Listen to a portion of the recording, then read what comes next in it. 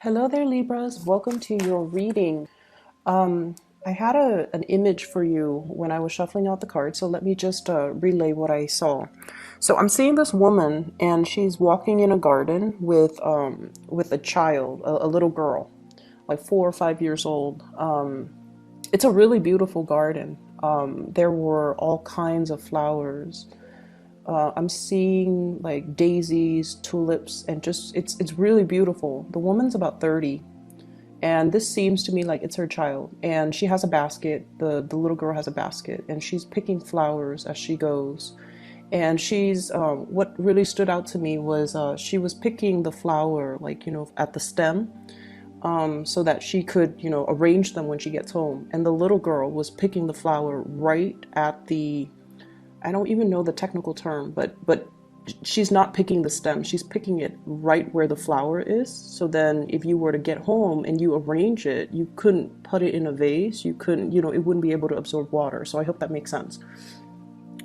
And so the little girl keeps doing that and putting them in her basket. And while the older woman is keeps picking the flowers, and the little girl is like trying to get the older woman's attention, which I presume to be you. And I feel like you're there physically. You're going through the motions, putting the flowers in the basket and picking the pretty flowers. But it seems like your thoughts are preoccupied elsewhere. It's almost like you're in a trance, just walking through this really beautiful garden, and you're not really aware of what she's doing, the little girl's doing, and it's like you're very much lost in your thoughts.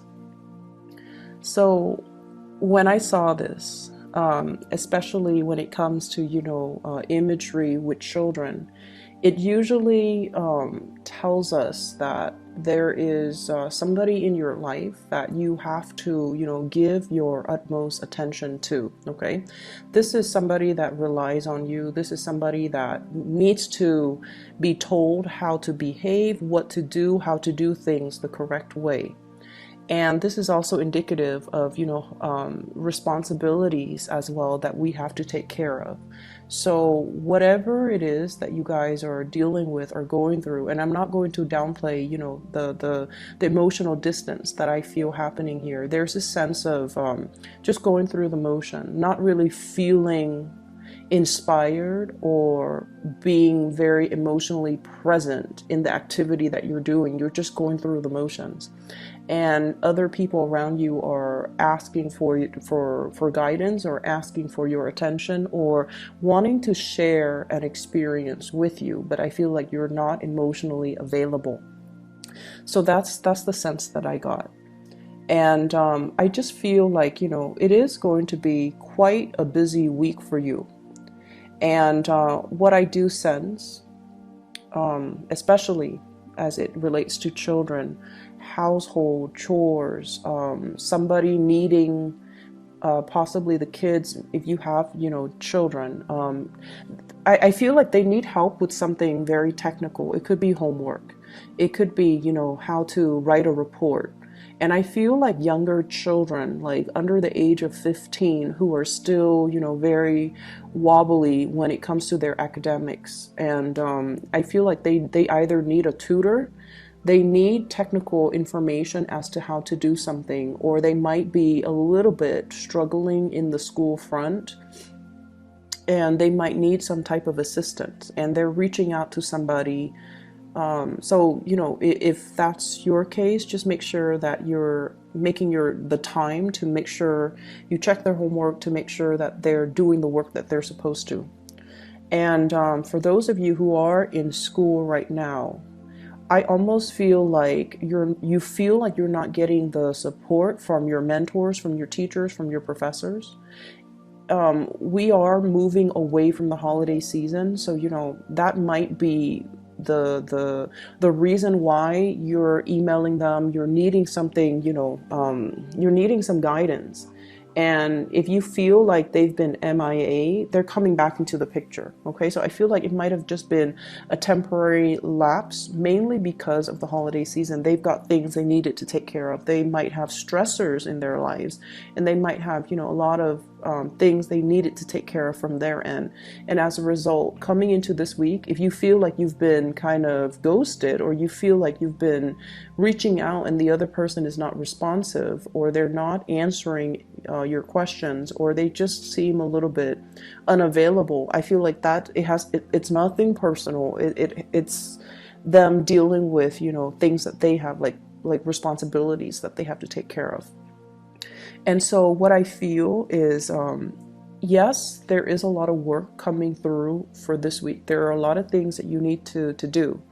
And I also see many of you in some type of a mentorship position as well. You could be a supervisor, you could be a mentor, you could be a tutor, you could be a teacher, you could even be like, you know, managing people underneath you, okay? And the first thing that really stood out here, I have the Three of Swords, and it's linked up with the Three of Pentacles. So this is workplace related. And I feel like there might have been some people that you were that you worked really well with, that you jived really well with, it's like the camaraderie between you and that person. I feel like it might be one person. It's almost like the two of you work together so well. There's this unspoken, you know, understanding between the two of you. You like the same things. You have the same work ethics. When you tell them to do something, you don't have to worry. And likewise, when they come and tell you to do something, they don't have to worry. So there's this really good, great sense of camaraderie and great sense of rapport between you and another person in the work situation. And I feel like somebody left and went to fly off on their own. So they might have left the work environment because there were other opportunities. Queen of Pentacles. This is somebody that sees a good opportunity, okay? They're very trustworthy, very reliable, and just incredibly, I feel like they have a really big sense of responsibility. They have great work ethics, and they're very trustworthy. And I feel like the whole concept of trust and being able to, you know, you guys are naturally very friendly. People come to you. But I also feel like with Libras, there is a little bit of an icy, I want to say interior rather than the exterior, because you guys are really friendly, very outgoing, very charming, you know. And but then there is that interior, that icy core that's disallowing people to enter. And you're like that for a reason, because you want to have that totality of a connection before you let somebody in, like the emotional connection, the trust somehow came out very strongly in the spread. Being able to trust somebody, not just on a superficial level, but like really admiring someone, trusting that you can tell them your deepest, darkest secrets, and they will never tell another person. They will never use the information against you, that they have your best interests at heart. So I feel like you had somebody like that in the work environment that you trust fully and completely. And I feel like this person has flown away because of other opportunities, other obligations, or other and I feel like it's a far away, you know, like someone has left the nest and have flown off and soared, and there's vast distances. So it's not like, you know, you can it's not like you can see them on the weekend. It's not like you can see them like next month. I feel like you have to make arrangements in order to see them, in order to speak to them again. And so there's this sense here of responsibilities in the work front piling up because somebody left and there's a vacancy, and other people have to do maybe twice the work because this person was so efficient that it's like getting 2 employees instead of 1. And now the work that is distributed, it needs to be, you know, taken care of by other people. And so there's a lot of busy energies that I'm seeing coming in. And it's also the end of the holiday season where work piles up for those of you who have been on vacation or in the office or in the work environment or in the school academic environment.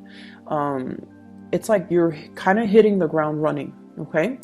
And finances in this spread looks really, really, really stable. So I feel many of you are spending a lot more time with like housing, decor, decoration, buying things that like splurging on things that are necessary. So if you've been eyeing like that new, dining room table, and you're just like, oh, I'll get it, I'll get it, I'll get it. I feel like you're going to furnish your house. You might even be anticipating a lot of people coming into your house, or allowing for more people to come into your home. You might have been a little bit isolated, or you might have, just gone out with friends but never allowed people to come into your home. So now you're making your home more homey. You're making your home more cozy, more welcoming, because you're expecting, your social life to pick up, which I feel like it will.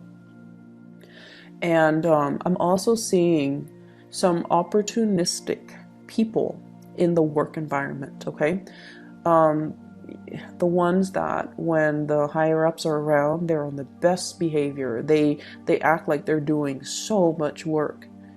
And then when the higher ups are, dashing out the door, they go back to um, chit-chatting, browsing the internet, not doing the work that they're supposed to.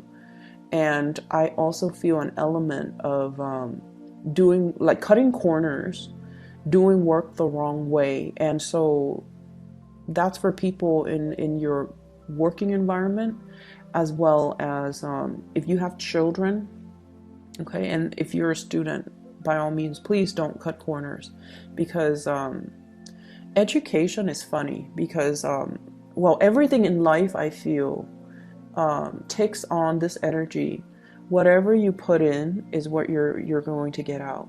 So if you are shortchanging yourself by, dashing off assignments at the last minute, not studying or cramming just to pass an exam, you're not going to be able to in the long run, retain the material. And knowledge is cumulative. It builds on itself. And so, just consider how much we are paying for tuition, or for school, or for training, or for seminars, or whatever the situation might be, for even a tutor, or even paying a tutor for our child. It's still our responsibility, to follow up, to make sure the child is doing the work. It's our responsibility to understand that whatever we put in is what we're going to get out. So if we're doing like a sloppy job, and I don't sense that with a lot of Libras. You guys do things with a lot of care, but you might have other placement in your natal chart that, can create like that cutting corners type of energy. And so I feel like, you want to be cognizant of that, and you want to make sure that things are done properly, because knowledge builds on itself. Okay. So aside from that, I do see a little bit of a quarrel and conflict. Very minor. It's almost like ideological differences. It's not about infidelity or cheating, or anything like that. I just feel like conflict between you and another person. For some of you, this could be like a sister. I'm seeing a sister. For others of you, this could be like a love interest, okay? And I'm seeing Earth, Taurus, Virgo, Capricorn, and water sign, Pisces, Cancer, Scorpio. Okay, so if you have sisters with those types of sun sign, moon, rising, it's like, you guys are very opinionated, but I feel like, the way in which you project, or in which you convey your ideas, is very diplomatic. Okay, it's not forceful. It's very like tried and true. It's very rehearsed. It's very research. So you arrive at what you believe in through thorough research, and you're just going to state what you believe in, and you don't really care if people agree. You're not one to argue your point or push your agenda on other people. And that's where the Libran diplomacy is just, very highly sought after. And I do feel like this is a person that has belief system that might not be founded on facts and trial and error. They might just have like an emotional response to something. So they can tell you, oh, they feel a certain way, but they don't really have valid reasons, valid reasons. They can't really give you anything concrete, anything I want to say like scientific to corroborate the things that they believe in.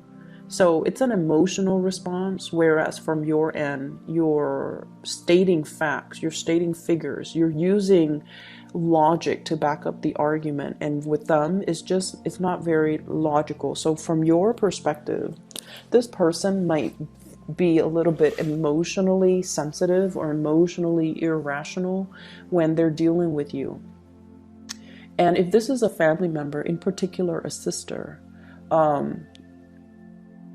they're really telling you to be patient with this person. I see like some deep-rooted, like patterns of behavior, and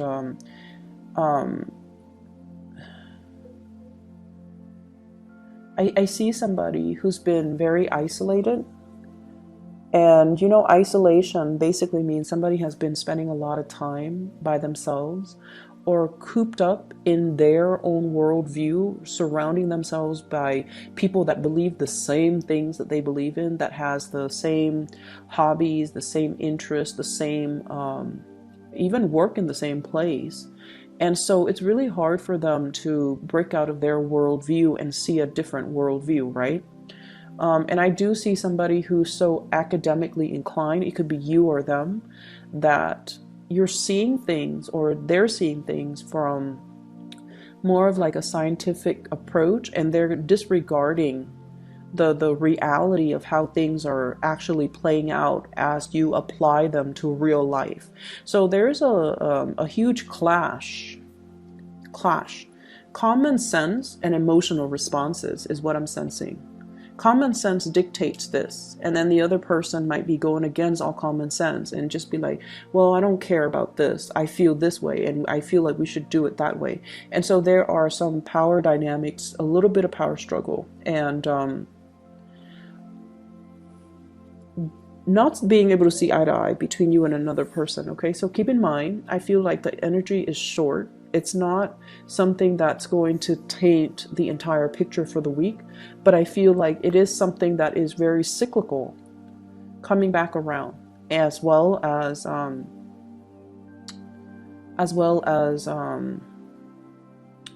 something that's recurring. Okay, if whenever we have situations in our lives that recur, it's really important for us to recognize that it is a lesson for us to learn. And I've experienced many instances of this where if I try to avoid something, it comes back in a different form and it grows a little bit bigger in magnitude. And so try to be aware of it and try to resolve the problem as they come in.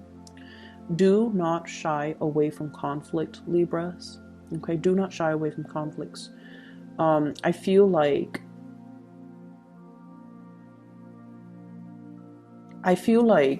a lot of the times when we are in a conflictual situation with another person, our egos get the best of us. Especially as an air sign, we identify very strongly with our belief system, and somebody that doesn't believe the same things that we do, we often see it as, it's not meant to be like this, but we often see it as an attack on our character. Okay? So for example,